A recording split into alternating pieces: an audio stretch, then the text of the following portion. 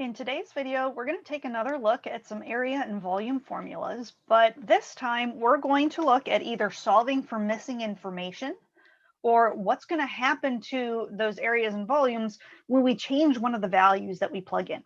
So let's just look at a few examples of each, and then absolutely, let me know if you have continuing questions on these or if you need some extra help on any of the materials that we're working on so far this unit. So our first example, we are given a rectangular prism. It has a base area of 300 meters squared and a volume of 6,000 meters cubed. If the height is 20 meters and the length of one side of the base is 10 meters, what's the other side of the rectangular base? Now, there's a few different ways that we could approach this, but the first thing I'm going to suggest is let's label the information that they gave us about the shape and figure out what we're trying to figure out. So the height of this figure is 20 meters. So again, the height of any prism is you're always looking at what's the distance between the two bases. So usually up and down, but sometimes I might draw it separately or kind of drawn sitting on its side just so you can see better what's going on. It really doesn't matter how we approach it with this problem with a rectangular prism. So I'm just going to count that edge as my height. And so we know that height, they gave it to us as 20 meters. Okay, and actually, let's move that over to one of the back edges just so we don't have overlapping labels on here. So here's what we're going to set as our height is 20 meters. Okay, then it says the length of one side of the base is 10 meters. So let's go for the shorter one. And again, keep in mind, this diagram may not be drawn to scale. This is just a generic rectangular prism that I grabbed a picture of. So let's say that that length base is 10 meters. So that's one length. So let's look at the info they gave us. So we could either look at base area is 300. Well, wait a second. Our base, or the bottom of our figure, and let me change my color on this. So let's look at red. So if we're looking at the base here, they're telling us the area of that base is 300, and what they gave us 10 as one of the lengths. So we could use that to solve.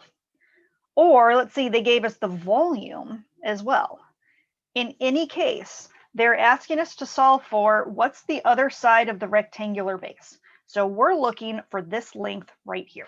So wait a second, if I go back and I look at my formulas that they give me for this kind of figure, the very first one that I see is volume equals LWH. So in other words, length, width, and height. And with the way that we have things labeled, I would absolutely consider that green length that we're looking for, we could call that the width. So let's see here. Volume, well, they gave us a volume. Let's plug that in. So 6,000 meters cubed. And they gave us a length. They gave us the 10 meters, so 10 meters. We don't know what the width is, so let's call that W. And they gave us the height of the overall figure. They called that 20 meters. So once I plug everything in, actually, I'm only missing one variable, and we can just use algebra to solve. So the first thing that I'm going to do is, for the moment, I'm going to go ahead and ignore my units. We're still going to put them in at the end of the problem. But let's go ahead and just deal with our numbers so we don't have any extra letters in here. And I can go ahead and combine things on the right-hand side, because if I'm just multiplying everything, I can multiply the 10 and the 20 together. So that would give me 200 W. So now all I need to do to solve for W is divide both sides by 200. Alrighty, so 6,000 divided by 200 gives me, I believe, 30. So W equals 30. And because we are looking at all the same units on here, our length was in meters, our height was in meters. To get up to meters cubed for volume, that means our width also needs to be meters. And let's just double check, make sure that info works out. So volume should be length, 10, times width, which we figured out was 30, times height, which is 20. And if we multiply all those together, well, 2 times 3 gives me 6, and we have the 3 zeros all multiplying in. So we have 10 times 30 times 20, which gives us 6,000 with those 3 zeros. So everything checks out with what we figured out. All right, so again, I picked out what information they gave me, I labeled what I could, and then I picked out a formula that would let me solve. And again, we could have done this with just the base area. So base area is 300. If I divided out the 10 that they gave me, that would also leave me with 30 as my leftover. But looking at the formula that we have, surface area for this kind of figure was 2LW time, or plus 2LH plus 2WH, definitely a lot more complicated to solve out for. So volume was probably the good way to go. And again, those volumes, I'm grabbing them right off of the formula sheet, so I don't have these necessarily all memorized. So absolutely have that out as you're working on your practices, or even as you're working on this. You can either copy them down on a separate piece of paper, or you could always print it out if you have access to a printer. But again, you're allowed to have that tab open while you're working on your quiz on this next week or any practices. Okay, next problem. Example 2, the volume of a cone is 100 pi inches cubed. If the radius of the base is 5 inches, what are the height and the slant height of the cone? So again, let's label what we have. We have our cone. We know the volume is 100 pi inches cubed. So the first thing I know is volume. I've got a formula for that. Let's write that down. So volume equals 1/3 pi r squared h, right off the formula sheet. Okay. We know the radius of the base is 5 inches. So radius, again, always goes from the center out. So we have 5 inches. So what are the height and the slant height of the cone? Well, first, let's plug in what we know and figure out what we can solve for. They told us the volume was 100 pi. So let's plug that in. So 100 pi. And again, I'm not worried about the units as much at this stage, but we will definitely want to put those in at the end of the problem. Okay, then filling in the rest of the formula, we've got 1/3 pi, and again, pi is just your constant, approximately 3.14159. You've got the button that you can use on your calculator or on the Desmos calculator as well, should have pi. R squared, well, they told us radius, so that's 5 squared. And the only thing left over is the h, so the height. So that's the first thing that we're going to be able to solve for. So let's see, I do have some simplifying that I can do. So I could go ahead and square my 5, so that's going to give me a 25. And then we've got a bunch of stuff going on in this formula. Do you see anything in common on the left and the right? Well, both of these have a pi, so let's just divide that out. So rather than dealing with the big long decimal that we might need to use, sorry, going to the correct tool, let's just go ahead and get rid of it. So divide both sides by pi. That will simplify out the pi on both sides, and then we are left with some more approachable algebra. So 100 equals 1/3 times 25 times h. And I don't know about you, but I don't really like having that fraction. How is it that we've dealt with fractions in our other problems before? If I have 1/3, I've got a 3 in the denominator. How can we get rid of it? Well, let's just multiply both sides by 3. So multiply this side by 3 and multiply this side by 3. That will cancel out our denominator for us. And then let's simplify out what we have. I'm running out of room, so I'm going to go up to the next line. See, on the left-hand side, 3 times 100, so 300. And then on the right-hand side, now all I have left is 25 times h. And so divide both sides by 25. And we're there. So let's see here, 300 divided by 25 comes out to a very nice number of 12. Now, if we're looking at the height is 12, just a length, what do you think our units are going to be? Yep, those should just be inches, just like the radius was. So 12 inches is the height. Let's go ahead and label that. So there's my height of 12. Wait a second. Do you see another picture popping out at you on this now? Yeah. So let's go back to the problem, make sure we answered everything. And it says, okay, volume information, radius of the base is 5 inches. What are the height and the slant height? So we still need to figure out slant height. So I'm going to color code that green. So slant height is just what it sounds like, the slanted height. And if you look at your formula sheet, you've actually got something labeling this kind of tilted side on a cone. They call that L. And once I draw that in, what kind of triangle are we dealing with now? What do you see in the diagram? Yeah, I see a right triangle in there. So to solve for the hypotenuse on a right triangle, all we need to do is Pythagorean theorem. So 5 squared plus 12 squared equals L squared. And you might even notice this pattern, but keep going with the math if you don't. So 25, excuse me, just 25 plus 144 equals L squared, except 25 plus 144 gives me 169. And so to get the L by itself, I need to take the square root of both sides, which yields that L equals 169, 13. And same thing like we did before, this is just a length on the diagram. So we do need to add units, so 13 inches. And again, you might notice that number 12 or 5, 12, 13 is one of those Pythagorean triples that we studied back in our right triangle unit. So if you recognize that pattern, you're more than welcome to use it. So now let's look at example 3. So the volume of a triangular prism is 84 meters cubed. If the height of the prism is 7, what's the area of the base or each base? And so, that wording is important. When you have a prism, again, you technically have 2 bases. When you're thinking about the terminology here, it says triangular prism. So the triangle is important. And in fact, you have a triangle on the front and a triangle on the back. Every prism is going to have 2 bases, but this one, they just tilted on its side because it was a little easier to draw it that way. And so that's the piece that we're looking for. When I start reading the volume of a triangular prism, so the first thing I'm going to do is look for my volume formula, which is V equals big B H. If you're looking at your formula sheet, it's on the side with all of the area and volume formulas. It's on the second row, third one over. And so the first volume formula that you see there, again, volume equals big B times H.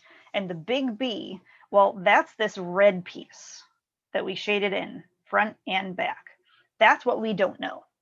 If I look back at the problem, it says the volume of a triangular prism is 84. Well, I can fill that in. So let's go ahead and do that. We know the volume is 84 meters cubed. Again, I'm going to go ahead and leave the units off for now. The height of the prism. So really, they're talking about the height or the distance between the bases. That height is 7. So that means we don't know what the big B is. So we'll leave that red. But we do know that our height is 7. So if we're looking for what's the area of each base, as soon as we solve for that big B, again, that's what is the area of the base. So to do that, just divide by 7.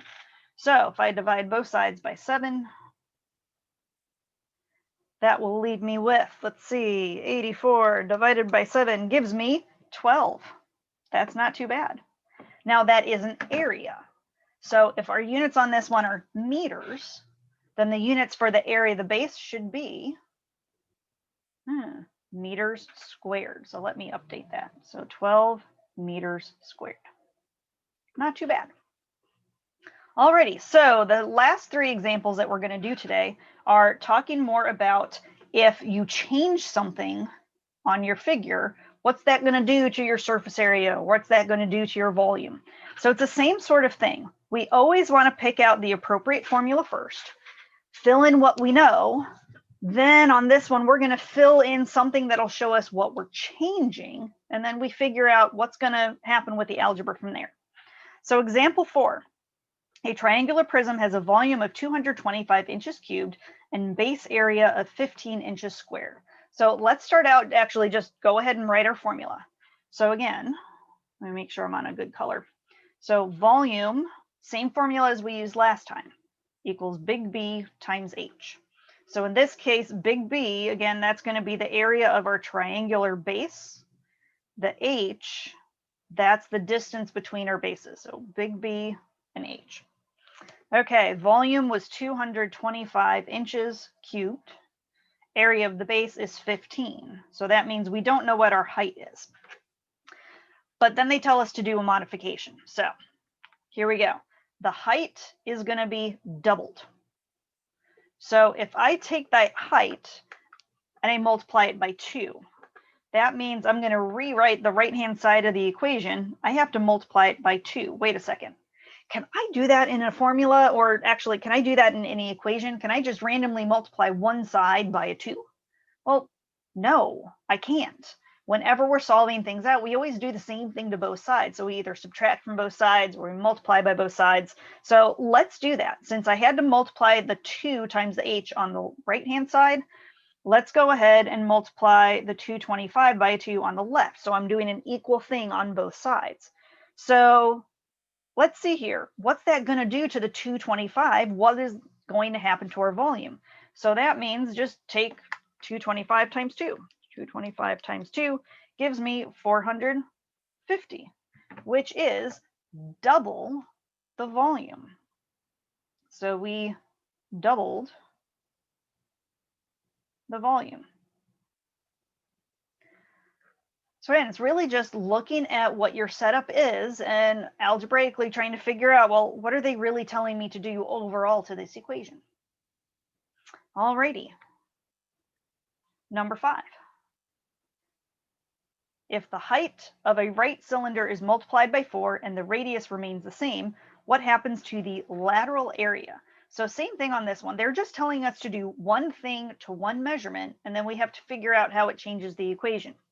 So we have a right cylinder, and specifically they're asking us about lateral area. So look for your picture of a cylinder on your formula sheet, and then find your lateral area equation. Well, that's LA equals 2 pi r h. And so what they're telling us to change is the height of the right cylinder is multiplied by 4, and we don't do anything else. So that means we're taking one thing on the right-hand side and we're multiplying it by 4. So if I multiply that one thing by 4 and everything else stays the same, in essence, again, what did I just multiply the right-hand side of the equation by? Yeah, I multiplied the right side by 4. So that means I've got to do the same thing to the left-hand side to make sure that everything's equal. So if I go back, because I don't really have anything else I can simplify. We don't have any other numbers filled in on this one. But the question is, what happens to the lateral area? So what did we do to the lateral area on the left-hand side? Yeah, we just multiplied it by 4. So multiplied by 4. Again, write the info out that you know. Write it out into the equation that you can look up for that shape, and then see where you get.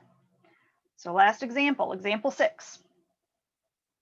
A sphere has a surface area of 8 pi centimeters squared and a volume of 32/3 pi centimeters cubed. What happens to each calculation if we double the length of the radius? Alrighty, so this one's actually 2 questions in one. So first thing is, they are asking us about surface area and volume. So I need both of those equations. So again, just look those up on your formula sheet. Your volume, actually, you already have those written out. So let's just use those. I'm still going to go ahead and write them out because, again, I want to see, well, what happens when I have to do this to each side of the equation?